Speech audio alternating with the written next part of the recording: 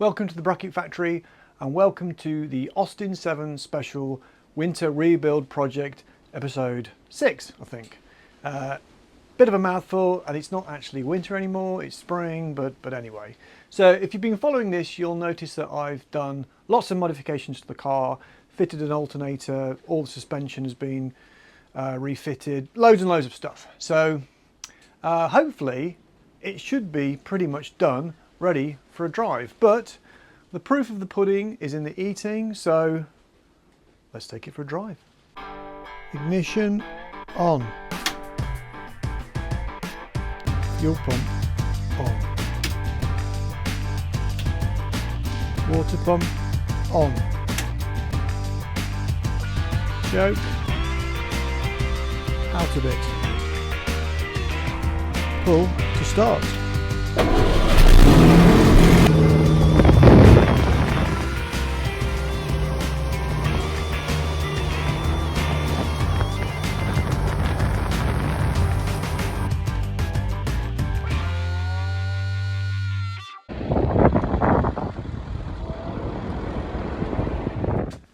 So as you saw, that didn't entirely go to plan. The good news was that the brakes worked really well. I could lock the wheels up at will. Engine was good, steering was good, suspension felt good, but the GoPro mount was rubbish, unusable, hence the phone footage, and also I ran out of volts. So all those people who were saying about the alternator conversion, oh, that'll never work, the output's too low. Well, you're absolutely right about that. It didn't work. So what I needed to do was to address that issue. So this is what I did. So it was decided that the only way that I was going to get more out of the alternator is to spin it faster. Now, and the only way to spin it faster is to either increase the drive pulley size, which is down there, or decrease the alternator pulley size.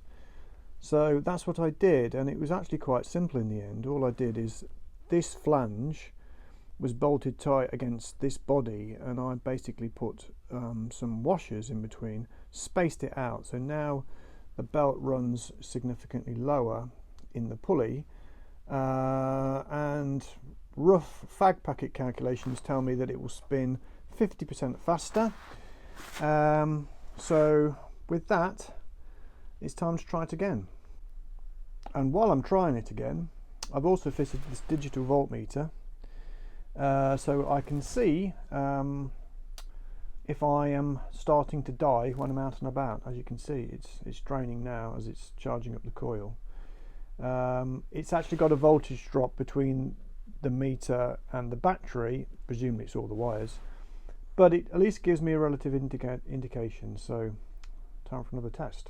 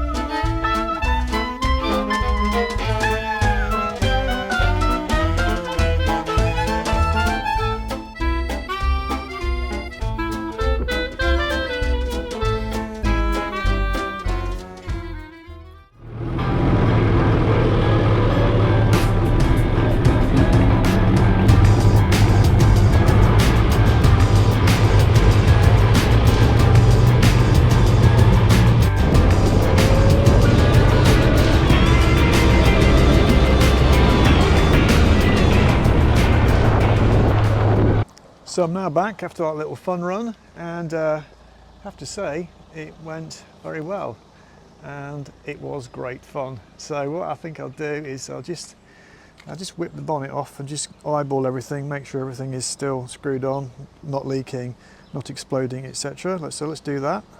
So it's all pretty good, there are no leaks. The only thing I did have to attend to is that I didn't have enough play in this, and it was making the brakes bind, so I did a very quick stop and backed off this nut, gave myself a bit of slack, and that was fine. I also, because I can monitor, let's just switch this on, because I could monitor the voltage, I could see that the alternator is working fine. So all in all, I think that was a successful drive. So, success! Actually, I have to say, I thoroughly enjoyed that. It was great. Everything worked. Again, the suspension, the steering, the handling, the engine, the brakes. I managed to, not conk out because the battery didn't go flat. So that's great. I've now got the confidence to go further afield in the car. So that's it for this particular winter rebuilds series. But of course, these cars are never finished. There's always something else to do. And the eagle-eyed viewers will notice that there is no handbrake, parking brake, whatever you want to call it. There is no brake. So if I want to leave it anywhere, I basically have to put it in gear so it doesn't roll away, which is not ideal. So I think what I'm going to do next is make a brake for it, make a handbrake. I've got various bits and bobs to start off with. So if you want to see any of that or anything else that I'm doing, please hit subscribe. If you want if you want to leave a comment, please leave a comment. Don't forget to hit like if you like it. But for now, that's all, and thanks for watching.